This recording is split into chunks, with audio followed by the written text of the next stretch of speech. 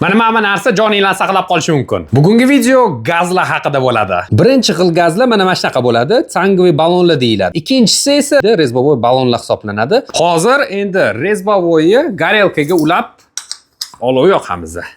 Garelkani uladik. Buni olamiz, buni bundoq qo'yib, mana gazni yoqib, 1 2 3 buf, mana yonda. Men tog'larda iloji boricha rezbovoy ballonlardan ishlataman. Tangoviy ballonlarni emas. Nimaga? Chunki tangoviy ballonlar yozda jazirama kunlarida quyoshda qolib ketsa, portlab ketish ehtimoli bor. Bu qimmatroq, lekin buni to'ldirishsa bo'ladi. Mana temirchi. Buni tangoviyga olamiz-da, buni joylaymiz. Va buni bunaqasiga qo'yib turib, sekin, shoshilmasdan, mana. Juda ahamiyat berayotgan bo'lsanglar, ovoz chiqyapti. Mana, eshityaptimi ovozi? Mana shu botdagi gazni bu yoqqa ko'chiryapti. Kimga shunaqa temirchilar kerak bo'ladigan bo'lsa, bemalol Trekking Shopga murojaat qilasizlar.